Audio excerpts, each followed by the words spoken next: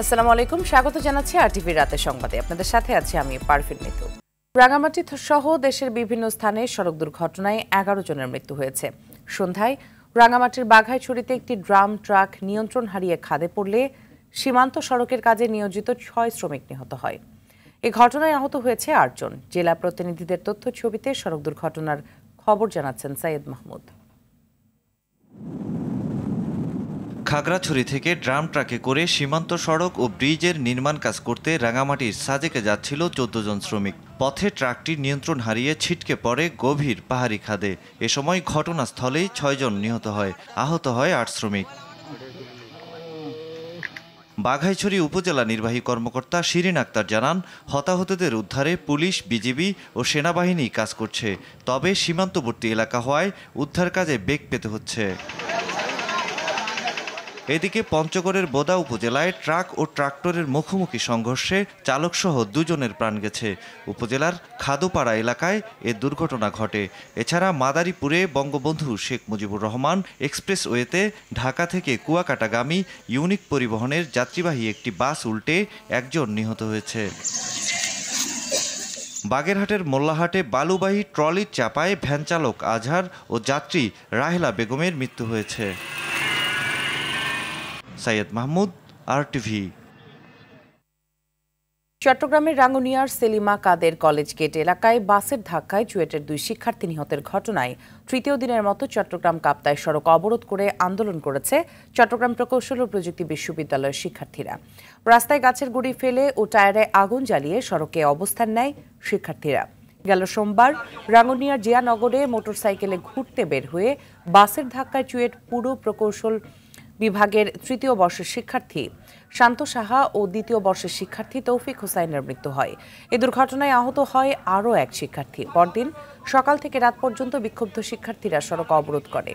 আজও তাদের আন্দোলনে উত্তাল চুয়েট। এদিকে ঘটনা তদন্তে 7 সদস্যের কমিটি গঠন করা হয়েছে।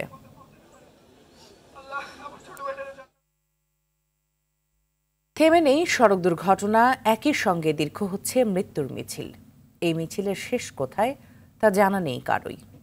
শুধু এই ঈদযাত্রায় সড়ক, রেল ও নৌপথে দুর্ঘটনায় প্রাণ গেছে 438 জনের। দুর্ঘটনার পেছনে যেসব কারণ দায়ী তার মধ্যে অন্যতম আইন না মানার প্রবণতা। সড়ক পরিবহন আইন 2018 এর যথাযথ প্রয়োগ না হওয়ায় দুর্ঘটনা কমছে না বলে মত বিশেষজ্ঞদের। বিস্তারিত বিলাল হোসেনের রিপোর্টে। সম্প্রতি ঝালকাঠির গাবখান ব্রিজের টোল প্লাজায় ভয়াবহ এই সড়ক দুর্ঘটনার চিত্র বলে দেয় কতটা অনিরাপদ দেশের সড়কগুলো। ট্রাক চাপায় একই পরিবারের 6 জন সহ 14 জনের প্রাণ যায় এই দুর্ঘটনায়। চালককে গ্রেপ্তারের পর জানা যায় ট্রাক চালানোর মতো তার কোনো লাইসেন্সই ছিল না। গত 19 এপ্রিল রাজধানীর বিমানবন্দর 3য় টার্মিনালে নির্মাণাধীন অস্থায়ী প্রাচীর ভেঙে ঢুকে পড়া বাস চাপায় সিভিল এভিয়েশনের ইঞ্জিনিয়ারের মৃত্যু হয়। এখানেও চালকের ছিল না লাইসেন্স, ফিটনেস ছিল না বাসটির। বেশিরভাগ দুর্ঘটনায় দেখা যায় চালকের থাকে না লাইসেন্স, গাড়ির ফিটনেস। প্রশ্ন, আইন অমান্য করে কিভাবে সড়কে তারা গাড়ি চালান? 2018 সালে নতুন সড়ক পরিবহন আইন পাশ হলেও তার কার্যকারিতা নেই সড়কে। আইনে ক্ষতিপূরণের কথা থাকলেও বিধিমালা না থাকায় তা আলোর মুখ দেখেনি। সড়ক আইনে যে দুর্ঘটনা ছাড়া অবৈধ পার্কিংয়ের ক্ষেত্রে বেশি প্রয়োগ হয় তা অনেকটা সুস্পষ্ট পরিবহন মালিকের কথায়। এই আইন পাশ হওয়ার আগে রং পার্কিং ছিল জরিমানা 150 টাকা, কিন্তু এখন এই আইন পাশ হওয়ার পর থেকে 5000 টাকা এবং দ্বিতীয়বার ওই একই অপরাধ করলে সেটা হয়ে যায় 10,000 টাকা। মালিকদেরকে সাজার আওতায় মামলা হয়েছে, বিভিন্ন ডিস্ট্রিক্টে মামলা হয়। এমন বাস্তবতায় বিআরটির চেয়ারম্যান বললেন, জনবল সংকটের কারণে সড়কে ফিটনেস ও লাইসেন্সবিহীন গাড়ির বিরুদ্ধে ব্যবস্থা নেওয়া যাচ্ছে না। একটা দেশের ম্যাক্সিমাম লোক যদি আইন না মানে তাই সেক্ষেত্রে আইনের প্রয়োগ ঘটানো অনেক কঠিন। এখন এই 8 জন ম্যাজিস্ট্রেট দিয়ে এই যে লক্ষ লক্ষ গাড়ি এট এ টাইম বা সবসময় চাক করা বা এটা করা আমাদের জন্য অনেক কঠিন কাজ। তবে পরিবহন বিশেষজ্ঞ অধ্যাপক শামসুল হক দাবি করেন, আইন প্রয়োগে পুলিশের অনীহা আছে। শ্রমিক সংগঠনের চাপে কাটছাঁট করা হয়েছে আইন। যে কোনো দুর্ঘটনা ঘটলেই পরই যদি দেখা যায় গাড়ি এবং গাড়ির চালক দুইটাই ইল্লিগ্যাল, তাহলে পরের প্রশ্ন হতে পারে তাহলে এরা কিভাবে চলছে। এটা প্রয়োগের ক্ষেত্রে পুলিশেরও অনীহা আছে এবং যাদের উপরে প্রয়োগ করা হবে সড়ক ব্যবহারকারী সেই সংগঠনগুলির চাপে সরকার বেশ কয়েকবার এটাকে কিন্তু কাটছাট করে এটাকে ভোতা বানিয়ে ফেলেছে। সড়কে বিশৃঙ্খলায় ঘটছে দুর্ঘটনা, ফলে আইন প্রয়োগে বিআরটির দায় এড়াতে পারে না বলে মনে করেন তিনি। শুধু আইন প্রয়োগকারী সংস্থা না, এখানে বিআরটি এরও কিন্তু বিরাট একটা দায়িত্ব আছে। বিল্লাল হোসেন, RTV, ঢাকা। 6 দিনের সরকারি সফরে থাইল্যান্ডে পৌঁছেছেন প্রধানমন্ত্রী শেখ হাসিনা। ব্যাংককের স্থানীয় সময় দুপুর 1:08 ব্যাংককের ডন মুয়াং আন্তর্জাতিক বিমানবন্দরে পৌঁছান তিনি। এ সময় থাই প্রধানমন্ত্রী কার্যালয়ের সঙ্গে সংযুক্ত মন্ত্রী পুয়াংপেট চুনলাই তাকে অভ্যর্থনা জানান। সফরকালে থাইল্যান্ডের প্রধানমন্ত্রী থাভিসিনের সঙ্গে দ্বিপক্ষীয় বৈঠক ছাড়াও UNESCAP এর 80তম অধিবেশনে যোগ দেবেন শেখ হাসিনা। থাইল্যান্ডের সঙ্গে মুক্ত বাণিজ্য চুক্তির জন্য আলোচনার আগ্রহপত্র সহ বেশ কিছু সহযোগিতা নথি সই হবে। বাংলাদেশ ও থাইল্যান্ড সরকারি পাসপোর্টধারীদের জন্য ভিসা অব্যাহতি, শক্তি সহযোগিতার বিষয়ে একটি সমঝোতা স্মারক ও পর্যটন খাতে সহযোগিতা এবং শুল্ক সংক্রান্ত আরও 2টি সমঝোতা স্মারক সই হতে পারে।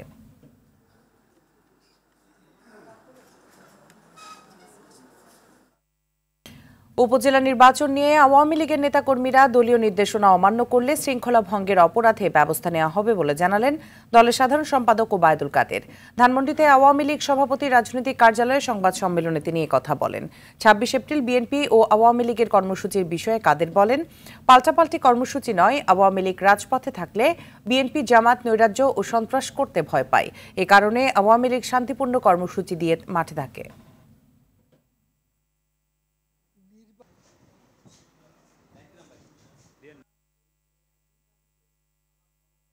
তারপরও প্রত্যাহার কেউ কেউ করেছে, কেউ কেউ করেননি।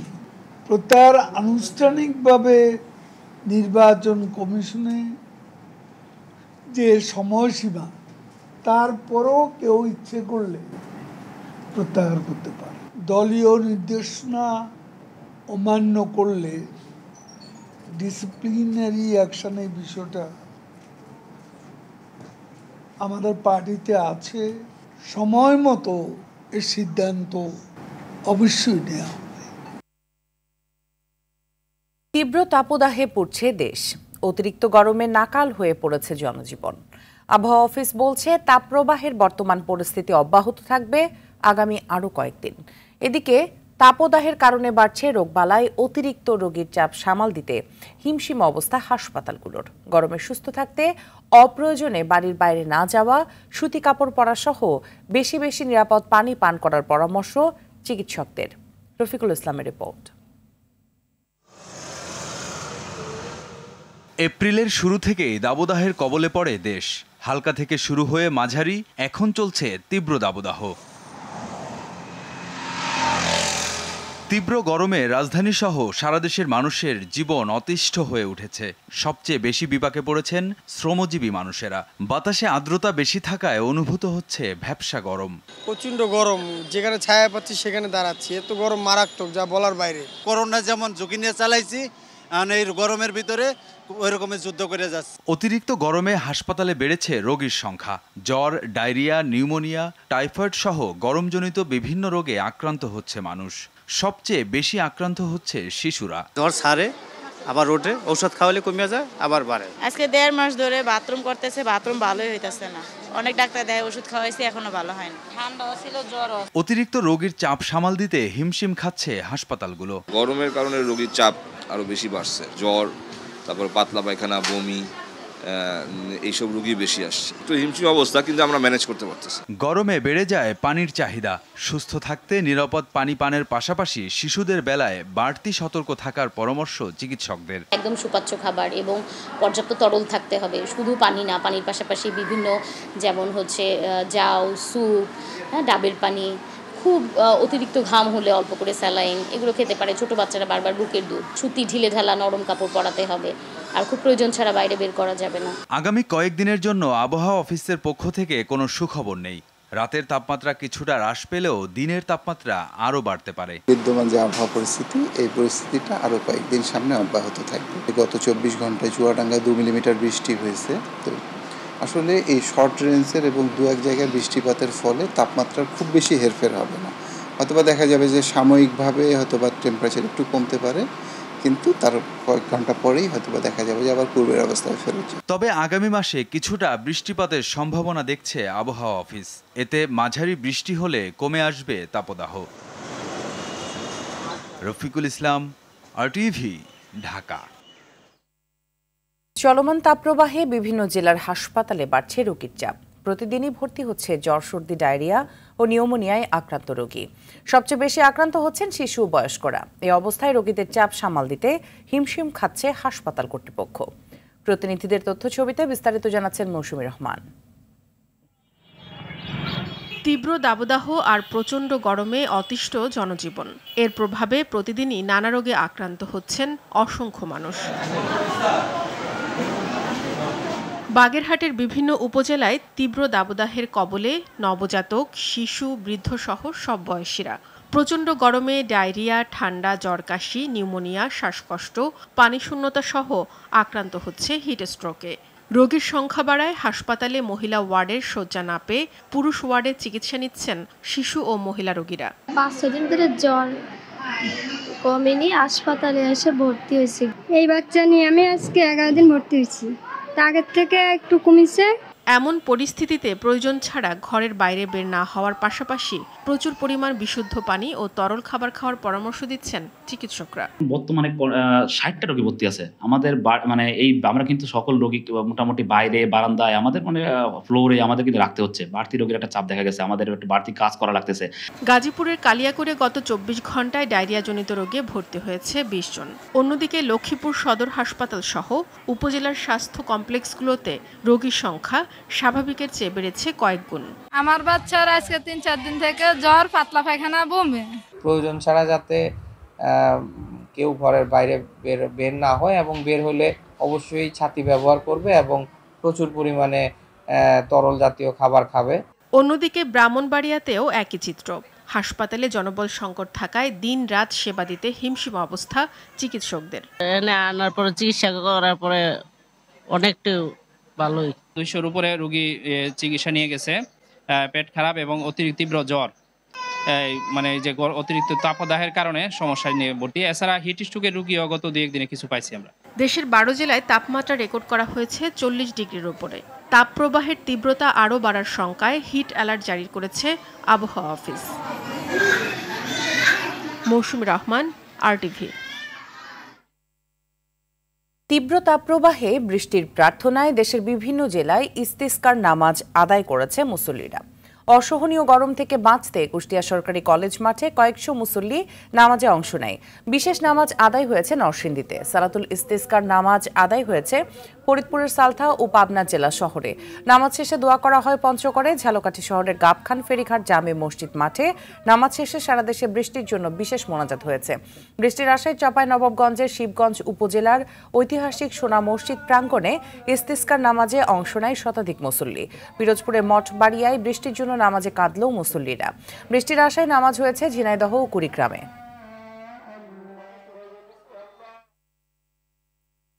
তাপপ্রবাহের বর্তমান পরিস্থিতি অব্যাহত রয়েছে এমন বাস্তবতায় বাজারে ধুমছে বিক্রি হচ্ছে ফ্যান, এয়ার কুলার ও এসি। চাহিদা বাড়ায় দামও বেড়েছে বেশ। সব ধরনের ফ্যানে গড়ে বেড়েছে 500 টাকা। রাতারাতি বাড়তি এয়ার কুলারের দামও গেল কয়েকদিনে 3000 টাকা বেড়ে প্রতিটি বিক্রি হচ্ছে 16 থেকে 21,000 টাকায়। এদিকে বিক্রেতারা স্বীকার না করলেও ক্রেতাদের দাবি 1.5 টনের এক একটি এসির দাম বেড়েছে 10,000 টাকা পর্যন্ত। সেলিম মালিকের রিপোর্ট। অতি গরমে হাঁসফাঁস জনজীবন, কৃত্রিম বাতাস ছাড়া টেকা দেয়। তাই তো ফ্যান ও এসির বাজার গরম, বিক্রি বেড়েছে কয়েক গুণ। চাহিদা বেড়ে যাওয়ায় দাম বাড়াতে অপেক্ষা করেননি ব্যবসায়ীরা। ক্রেতারা পড়েছেন বেকায়দায়। 20,000-30,000 টাকা স্যালারি পাই আপনি সংসার পালবেন না? এগুলি কিনবেন না, ফ্যান কিনবেন না, গরম হাওয়া খাইবেন না, কি করবেন? এখন তো মানুষের বাঁচে না। এই সময় সিলিং ফ্যানের চাহিদা না বাড়লেও ছোট আকারের হাই স্পিড ফ্যান, স্ট্যান্ড ও চার্জার ফ্যানের চাহিদা বেশ। এসব ফ্যানের দাম বেড়েছে 2 থেকে 500 টাকা। পাকিস্তানি যে ফ্যানগুলো 8,000 8,500 ছিল সেগুলো 400 প্রকারভেদে 500 টাকা বাড়ছে। আর যেগুলো প্যাডেস্টাল, মিরা বা অন্যান্য প্লাস্টিকের যে ফ্যানগুলো ওগুলো 6,000 6,200 ছিল, ওগুলো 6,500 বা 600। চার্জার ফ্যানের তেমন একটা চাহিদা নাই যেহেতু লোডশেডিং নাই। তবে এবার চাহিদা শীর্ষে এয়ার কুলার। পণ্যটির দামও বাড়ছে রাতারাতি, একদিনে বেড়েছে 1000 টাকা। এটা 21,500 টাকা আজকের রেট, আর আমি কালকে নিচ্ছি 20,500 টাকা। মিয়াকোর প্রোডাক্ট অলমোস্ট শেষ বাজারে, কোম্পানিতে স্টক আউট। ওইটা আমরা আগে বিক্রি করতাম 16,000 টাকা, এখন এটা বিক্রি হচ্ছে 18 থেকে 18,500 টাকা। 21,000 টাকা আপনার বিক্রি হচ্ছে গিরি, এটা আস্কিং প্রাইস, ওইটা আপনার সেল হচ্ছে 20,000 টাকার মধ্যে। কোম্পানিতে মাল নাই, যে কারণে আর কি আসলে কোম্পানিও বেশি রেটে বিক্রি করতেছে, আমরা কাস্টমারের কাছে ওই রেটে বিক্রি করতে পারতেছি না। বিত্তশালীদের এসির বিক্রিও বেড়েছে। বিক্রেতারা বলছেন এবার এসির দাম বাড়েনি, তবে ক্রেতাদের দাবি বছরের ব্যবধানে 1.5 টনে বেড়েছে 10,000 টাকা। আমাদের অফিসিয়াল শোরুমগুলোতে সাধারণত আগের যে অফারগুলো চলমান ছিল এগুলোই এখন আছে। গত বছর 60-65 হাজারের ভিতরে ইনভার্টারটা পাওয়া যাচ্ছিল, সেম এসি এই বছর প্রায় 70-এর কাছাকাছি করতেছে। তো সেক্ষেত্রে 10 থেকে 12,000 টাকা অতিরিক্ত খরচ হচ্ছে। আগে যেটা কিনছি আপনার 65,000, এটা এখন হচ্ছে 70,000, 69,000 এরকম আর কি, 4,000-5,000 টাকা ডিফারেন্স। সেলিম মালিক, RTV, ঢাকা। সাভারের রানা প্লাজা ধসের 11 বছর পূর্তিতে অস্থায়ী শহীদ বেদিতে শ্রদ্ধা নিবেদন করেছেন বিভিন্ন শ্রমিক সংগঠন সহ আহত ও নিখোঁজ শ্রমিকদের স্বজনরা। এ সময় নিহতদের আত্মার মাগফিরাত কামনা করে 1 মিনিট নীরবতা পালন করা হয়। সকালে সাভার বাজার বাস স্ট্যান্ডে ধসে পড়া রানা প্লাজার সামনে এই কর্মসূচি পালন করে তারা। এ সময় তারা স্পেশাল ট্রাইব্যুনাল গঠন করে এই হত্যাকাণ্ডে দায়ী ও দোষীদের বিচার ও শাস্তির দাবি জানান। এছাড়া এই জমিতে শ্রমজীবী হাসপাতাল নির্মাণ সহ আহতদের চিকিৎসার পুনর্বাসনের দাবি জানান।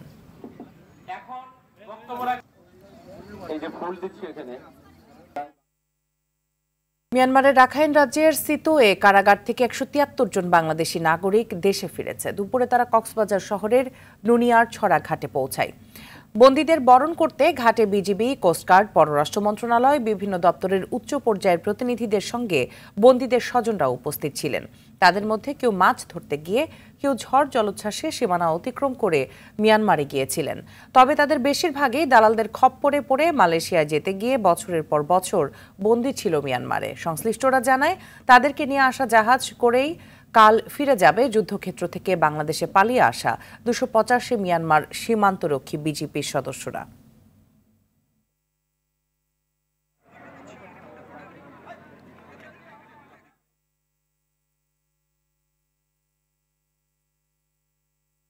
মিয়ানমারের রাখাইনে জান্তা সরকার ও বিদ্রোহী গ্রুপের মধ্যে যুদ্ধ অব্যাহত আছে। প্রতিদিনই সীমান্তের ওপারের গোলাগুলি ও ভারী অস্ত্রের শব্দে প্রকম্পিত হচ্ছে এপারের সীমান্ত এলাকা।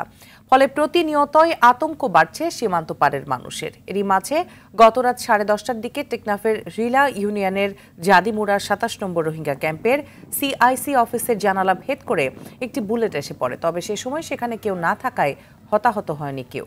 এতে আতঙ্ক বিরাজ করছে স্থানীয়দের মাঝে। এর আগেও মিয়ানমারে চলমান সংঘাতে বান্দরবনের ঘুমধুম, উখিয়ার পালংখালী, থাইংখালী ও টেকনাফের ওয়াইকংয়ে বুলেট ও মর্টার শেল এসে পড়ে। এতে হতাহতের ঘটনাও ঘটে।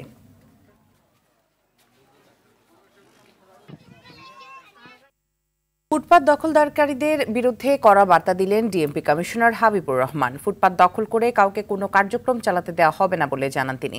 দুপুরে চলমান তাপপ্রবাহে সাধারণ মানুষের মধ্যে বিশুদ্ধ পানি ও ট্রাফিক কার্যক্রম পরিদর্শন শেষে এমন কথা বলেন তিনি।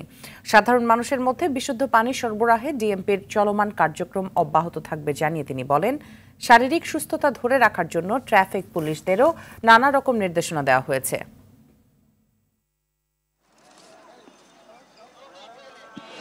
এই প্রচণ্ড যে হিট ওয়েভ, এর ভিতরে ট্রাফিক পুলিশ কিন্তু সবসময় মাঠে রয়েছে, কখনোই কিন্তু তারা মাঠ ছেড়ে যায়নি গরমের অজুহাতে।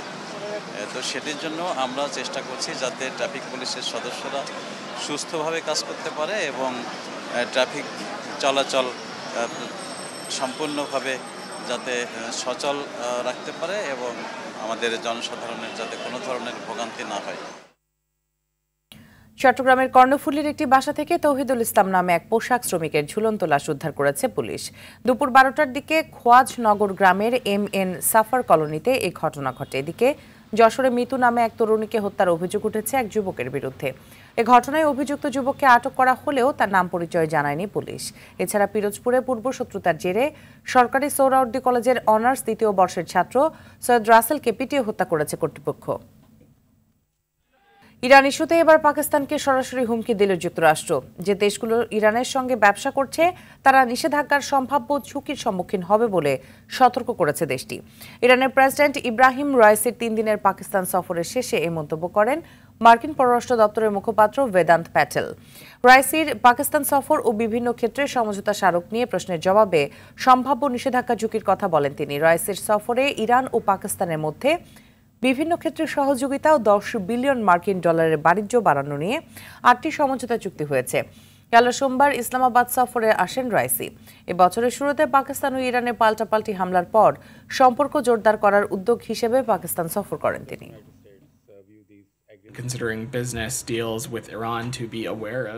আমরা ইরানের সঙ্গে ব্যবসায়িক চুক্তি বিবেচনায় নিষেধাজ্ঞার সম্ভাব্য ঝুঁকি সম্পর্কে সচেতন হওয়ার পরামর্শ দিই। তবে পাকিস্তান সরকার তাদের নিজস্ব পররাষ্ট্রনীতি অনুসরণের কথা জানাতে পারে। দক্ষিণ গাজার রাফায় ইসরায়েলি বাহিনীর হামলায় নিহত হয়েছে একই পরিবারের 3 সদস্য, আহত হয়েছেন আরও 4 জন। এদিকে গাজা উপত্যকার খান ইউনিসে নাসের মেডিকেল কমপ্লেক্সে শনাক্ত হওয়া গণকবর থেকে অন্তত 310 জনের মরদেহ উদ্ধার করা হয়েছে। গাজার নাসের ও আল শিফা হাসপাতাল ধ্বংস করা এবং ইসরায়েলি অভিযানের পর ওই স্থানে গণকবর পাওয়ার খবরে নিজের আতঙ্কের কথা উল্লেখ করে জাতিসংঘের মানবাধিকার প্রধান ভলকার তুর্ক এই বিষয়ে স্বাধীন তদন্তের আহ্বান করেছেন। খেলার খবর। ঢাকা প্রিমিয়ার ডিভিশন ক্রিকেটের শিরোপা নিশ্চিতে কাল মাঠ নামবে আবাহনী। সুপার লিগের দ্বিতীয় রাউন্ডে ফতুল্লায় তাদের প্রতিপক্ষ গাজী গ্রুপ ক্রিকেটার্স। একই দিনে মিরপুরে মোহামেডান খেলবে প্রাইম ব্যাংকের বিপক্ষে, আর বিকেএসপিতে শাইনপুকুরের প্রতিপক্ষ শেখ জামাল ধানমন্ডি ক্লাব। আতিকুল ইসলাম শাকিলের রিপোর্ট। গরমে দেশে যখন হাঁসফাঁস অবস্থা, তখন ডিপিএলে চলছে সুপার লিগ পর্ব। যদিও প্রতিটি খেলার পরে 2 দিন করে বিরতি থাকছে, তবুও গরমে ক্রিকেটারদের কঠিন চ্যালেঞ্জের মুখে পড়তে হচ্ছে। এমন অবস্থায় প্রতিপক্ষ দলের চেয়ে আবহাওয়াকেই বড় প্রতিপক্ষ মনে করছে দলগুলো। গরমটা তো আপনার ফিল করতে হচ্ছেই মাঠে। আর বিকেএসপিতে আমরা যখন খেলি এমন একটা জায়গা যে 1 ফুটও বাতাসও থাকে না, মাঠে কোনো ছায়া নেই, সো খুবই ডিফিকাল্ট হয়ে যায়। সবারই একটাই চেষ্টা যে ওরা যেন ফিট থাকে, ইনজুরিতে না পড়ে। চেষ্টা করা হচ্ছে যে ছোট ছোট স্পেলে বোলিং করতে, এবং আমাদেরকে ম্যাচ অফিসিয়ালস ওনারা আমাদেরকে এইটুকু অ্যালাউ করছেন যে স্পেলের পরে 2 ওভারের জন্য বাইরে এসে ওরা যেন একটু রেস্ট নিয়ে যেতে পারে। জিম্বাবুয়ের বিপক্ষে টি-20 সিরিজের ক্যাম্পে ডাক পাওয়া বেশিরভাগ ক্রিকেটারই আবাহনীর। টানা ম্যাচ খেলে ক্লান্ত অনেকেই, তার উপর আবার অসহনীয় গরম, আর তাই আবাহনী তাদের মূল পেসারদের বিশ্রাম দেওয়ার কথা ভাবছে। তবে ম্যাচের গুরুত্ব বিবেচনায় ব্যাটারদের বেলায় শিথিল হওয়ার সুযোগ দেখছেন না কোচ। আমরা কিছু প্লেয়ারকে ব্রেকও দিব, যেহেতু ন্যাশনাল ডিউটি আছে।